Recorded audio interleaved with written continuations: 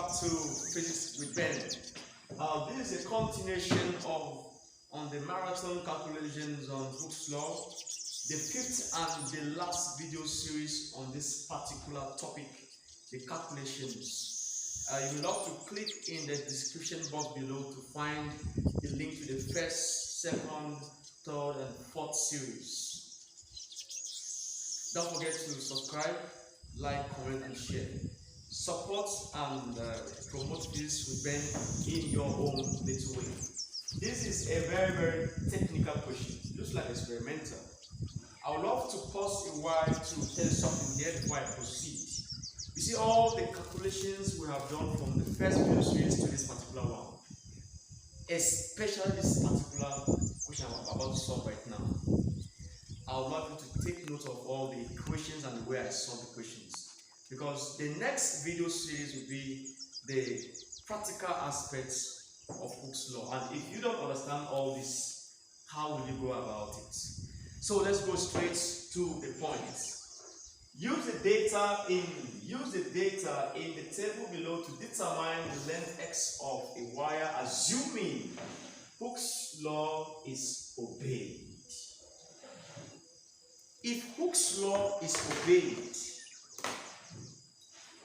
solution, this is question number 11. If Hooke's law is obeyed, what do we mean? Then F will be equals to KE, and in the form of Y is equals to MX. A straight line equation. If Hooke's law is obeyed, 0, 0, a graph of force against extension meters. In this case, they are using x as their extension. Will give us a straight line graph passing through the origin, and the slope of the graph will be something like this.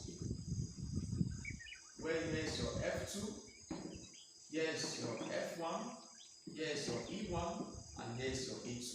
So here's a change in F, and here's a change in E. So that the slope of the graph will be change in F over change in E. Which is written as F2 minus F1 divided by E2 minus E1. And the slope of this graph will give you the stiffness of the material. So the stiffness of the material of the spring is constant for a particular spring, though different masses will be added to it and you're going to have different extension. At this point, no force was applied. This was how the spring was. And the length of the spring was 800 millimeters. Something like this. At this point, it's your F1. A force was added, and the spring extended to like this. The force was increased. The spring extended like this. The force was increased. What is the value of x?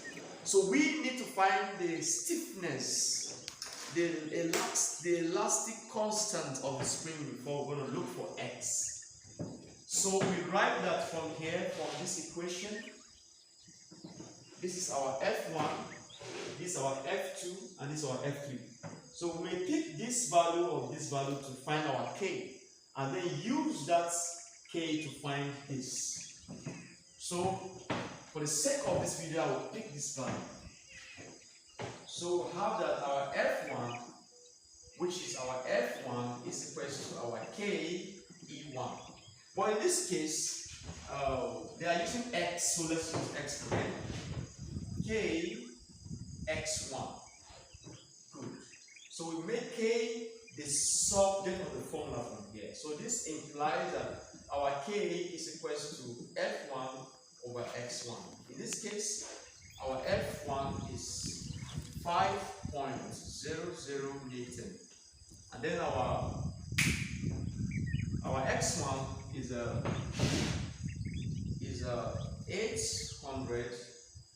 801 0.00. I don't know whether it is in meters or millimeters. Okay, it is millimeters. And because we are dealing with there's Newton here, so Newton is a standard unit. So we got to convert this to meters before we work with it, since there's Newton here. So we write that this is 5 divided by we have 801 divided by 1000, and that will give us 0.801. So our K is going to be 5 divided by that answer. That is 5 divided by 0.801. We have 6.24219 Newton per meters. So this is the value of K. So at this point, this is F1, F2, F3. So where our F3 is equal to Kx. This is the X they want to find, so I will not write X3, this is X. So we're going to make this X the subject of the formula. So this implies that our X is equal to F3 divided by K. So this implies that our X is equal to, our F3 is 50 Newton. 50 Newton divided by K, divided by 6.24219. That is Newton over Newton per meter. You know, Newton will cancel Newton, and then you have 50 divided by that. So we have 8.010 meters. Therefore, the unknown value of X is 8.010 meters. As simple as A, B, C. Don't forget to subscribe, like, comment, and share. So let's look at question number 12.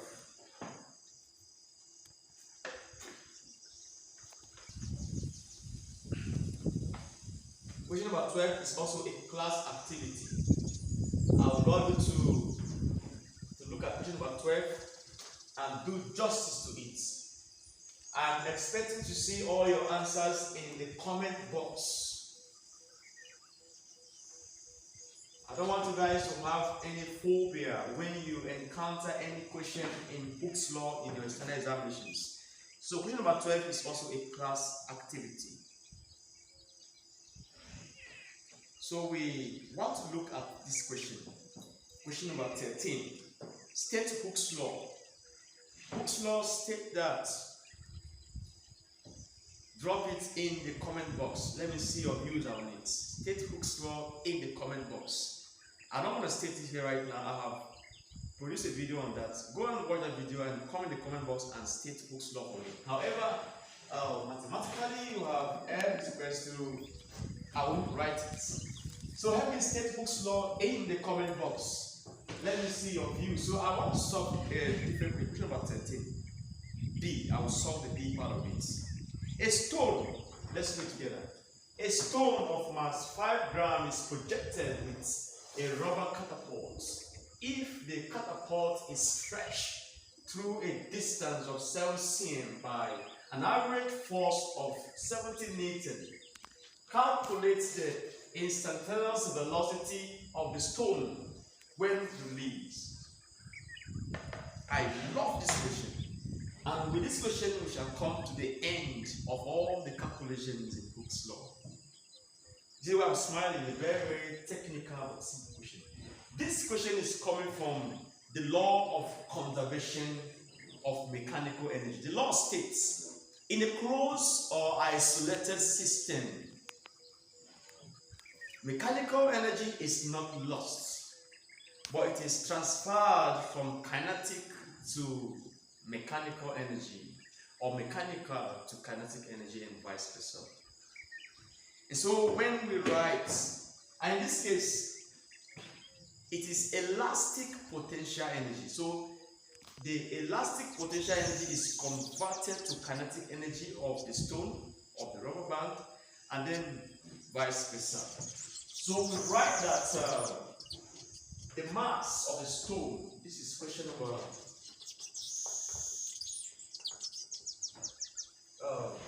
question number 13. We collect our data. So the mass of the stone is equal to 5 grams. You convert that to kilogram by dividing by 1,000. And that will give us 0.003. 5 divided by 1,000. That will give us 0.005 kilogram. That's it. And if the catapult is stretched through a distance of that, so the extension E of the catapult, the rubber catapult, is a 7 cm. We convert 7 cm to meters by dividing by 1,000. Always convert your unit to standard units. This is one of the areas where students fail physics. So we have 0.007 meters settled. By an average force, the average force is given to be 70 Newton. Calculate the instantaneous velocity. Velocity V is not given. Recall that kinetic energy of the stone is equal to 1/2 m times v squared. Call this equation number 1. Equation number 2. Recall that the elastic potential energy of the spring is given to be Ke squared all over 2. Call it equation number 2. Or the elastic potential energy of the spring is given to be Fe all over 2. Call it equation number 3. So we're going to use the combination of equation 1 and 2 or 1 and 3 to solve this question. Let's go to the question. F is given, A is given. Since K, the elastic constant, the stiffness of the rubber band is not given. K is not given. We are not going to waste our time to combine it with this. So we're going to use what I call the physics of cut and join to solve question number 13. The physics of cut and join is a physics where I want to make a video on that. It's a physics where you use simple basic equations to form advanced complex equations to solve very, very difficult questions.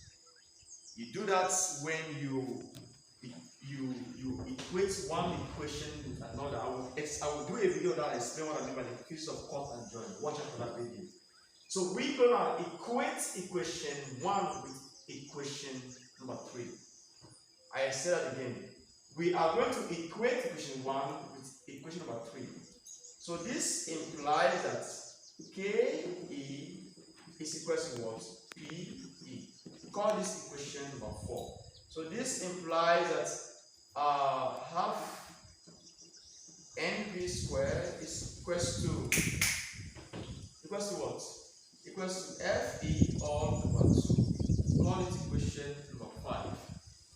So we are going to make V squared the subject of the formula. At this point, we cross multiply.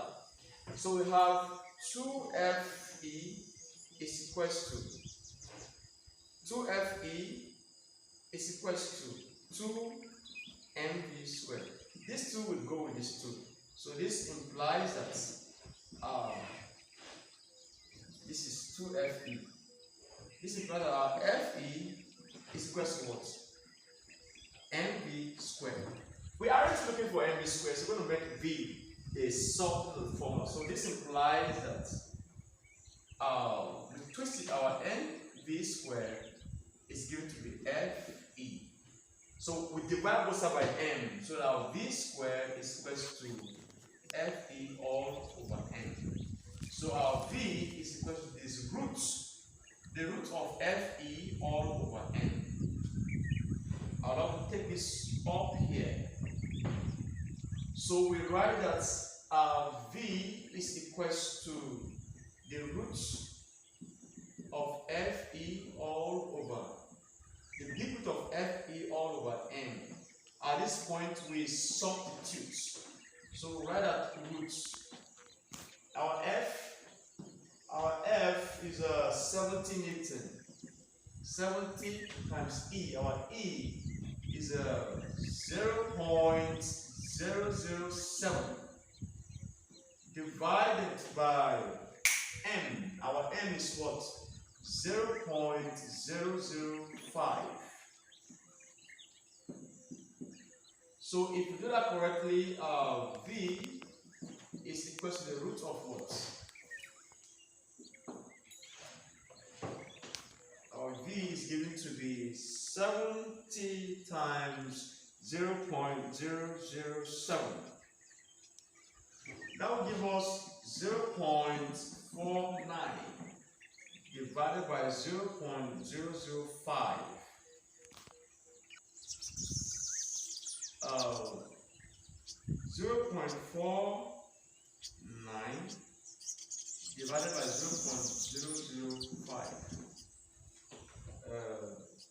0.49 divided by 0.005. That will give us the root of 98. And root 98, I want to compare that. 0.49 by 0.005. Good. So root 98 will give us 9.8995 meters per second. Therefore, the velocity of the stone, the instantaneous velocity of the stone is given at between 9.8995 meters per second. As simple as A, B, C. In summary, we solved this question using the law of conservation of mechanical energy. And we collected our data. We were able to equate equation 1 with equation number 3. We made V squared the sort of the formula. We came this way. This is the place we are. This is, we came down to this, and then we concluded the whole journey in this box. I will make a video series on what I call the physics of cut and join. To this, we have come to the end of the marathon calculations in Hooke's law. These are little home activities. I would like you to go through these questions and solve them and drop them in the comment box so that I can see your commitments. Thank you for watching and God bless you. Bye-bye.